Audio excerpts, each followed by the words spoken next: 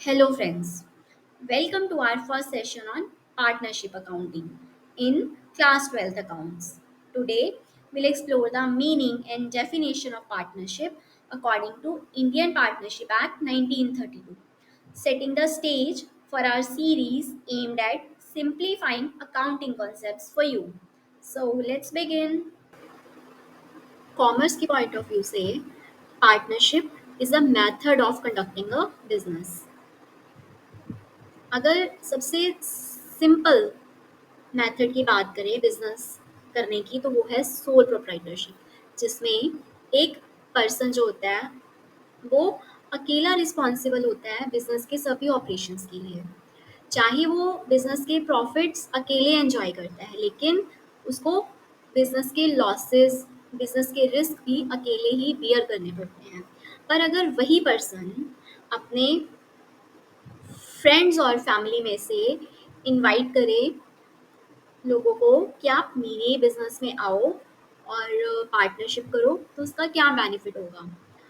चाहे उस पर्सन को जो प्रॉफिट्स हैं वो शेयर करने पड़ेंगे, लेकिन प्रॉफिट्स के साथ साथ बिजनेस के रिस्क भी शेयर होंगे, बिजनेस के लॉसेस भी शेयर होंगे. अब वो अकेला पूरे बिजनेस का बर्डन नहीं उठाएगा, उसके साथ जितने भी पार्टनर्स होंगे वो सभी बिजनेस की रिस्पॉन्सिबिलिटीज को उसके साथ शेयर करेंगे. पार्टनरशिप फॉर्म ऑफ बिजनेस का सबसे बड़ा फायदा क्या होता है कि बिजनेस का ग्रोथ पोटेंशियल जो है वो बहुत बढ़ जाता है. क्यों? क्योंकि बिजनेस को डिफरेंट पर्सन्स की एक्सपर्टीज और रिसोर्सेज मिलती हैं, एक से ज़्यादा पर्सन के रिसोर्सेज मिलते हैं. Right. So this was the introduction and meaning of partnership. India में पार्टनरशिप बिजनेसेस को इंडियन पार्टनरशिप एक्ट 1932 गवर्न करता है. इसका मतलब है पार्टनरशिप बिजनेस का क्या लीगल फ्रेमवर्क होगा, क्या प्रोविजंस होंगी, ये सारी चीज़ें इंडियन पार्टनरशिप एक्ट के अकॉर्डिंग वर्क करेंगी. So according to section 4 of Indian Partnership Act 1932, partnership is defined as the relation between persons मतलब partners who have agreed to share the profits of a business carried on by all or any of them acting for all. अब इस definition को easy तरीके से समझाने के लिए मैंने इसको 4 पार्ट्स में डिवाइड किया है. सो चलो पढ़ते हैं. First part of the definition says the relation between persons. So partnership क्या है? पार्टनरशिप कोलैबोरेटिव बिजनेस रिलेशन है अमंग इंडिविजुअल्स. कोलैबोरेटिव मतलब ग्रुप, जहाँ पर एक ग्रुप के बीच में बिजनेस रिलेशन बन गया है और उसको हमने क्या नाम दे दिया है? Partnership. Second part of the definition says who have agreed to share the profits of a business. अब ये जो पार्टनर्स हैं जिनके बीच में एक बिजनेस रिलेशन बन गया है, इन्होंने क्या एग्रीमेंट किया है आपस में? इनका मोटिव क्या है? बिजनेस करना और उस बिजनेस से जो भी प्रॉफिट और लॉस होगा उसको आपस में शेयर करना. ठीक है.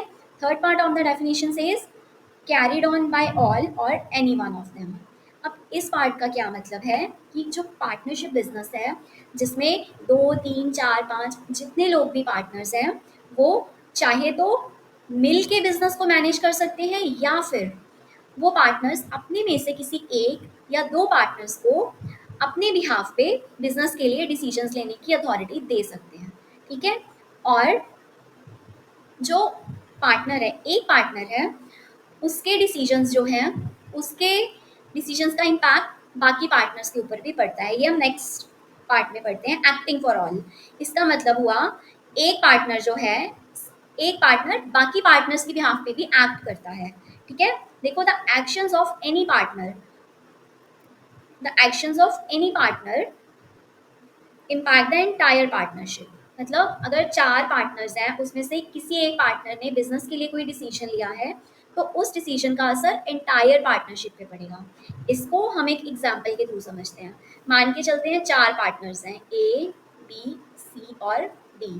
पार्टनर ए, पार्टनर बी और पार्टनर सी जो है ना, ये बिजनेस में सिर्फ कैपिटल लेकर आए हैं. ठीक है. इन्होंने बिजनेस में कोई एक्टिव पार्टिसिपेशन नहीं किया है. बिजनेस को मैनेज मिस्टर डी कर रहे हैं. ठीक है.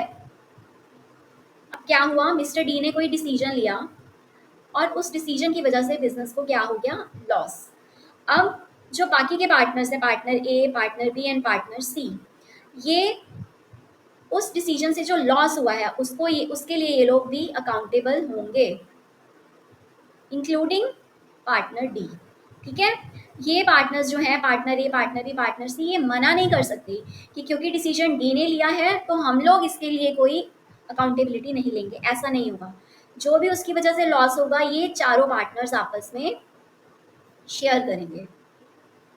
ठीक है, that is the meaning of fourth part of the definition.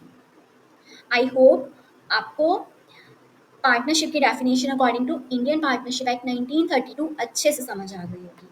Now coming to the meaning of partners, firm and firm name. अब देखो, जो इंडिविजुअल्स मिलकर पार्टनरशिप फर्म क्रिएट करते हैं, पार्टनरशिप बिजनेस स्टार्ट करते हैं, उन सबको हम इंडिविजुअली क्या बोलते हैं, उन पर्सन्स को हम पार्टनर्स बोल देते हैं। ठीक है, और उन पार्टनर्स के ग्रुप को कलेक्टिवली, उन पार्टनर्स को हम क्या बोल देते हैं, फर्म बोल देते हैं। राइट, अब इस ग्रुप को हमने एक नाम दे दिया, और वो नाम जो है जिसके अंडर हम पार्टनर्स जो है वो बिजनेस कर रहे हैं, उस नाम को हम क्या बोल देते हैं, फर्म नेम। राइट, अब हमने पार्टनर्स, फर्म और फर्म नेम का मीनिंग तो समझ लिया। बेटर अंडरस्टैंडिंग के लिए हम एक एग्जांपल लेते हैं।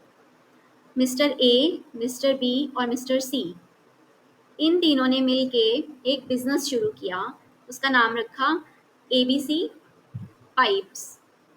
ठीक है, सो अब यहाँ पे इन ए, बी और सी, इन पार्टनर्स, ये आपस में ये पार्टनर्स हैं, इनके ग्रुप को हम फर्म बोलेंगे, और ABC पाइप्स क्या हो जाएगा आपका, फर्म नेम। राइट, आई होप आपको आज का टॉपिक बहुत अच्छे से समझ आया होगा। अपने नेक्स्ट सेशन में हम कवर करने वाले हैं topics partnership and partnership firm identity crisis, मतलब कौन सी सिचुएशंस में पार्टनर्स को और पार्टनरशिप फर्म को सेपरेट माना जाएगा और किस में सेम माना जाएगा। And second is essential features of partnership.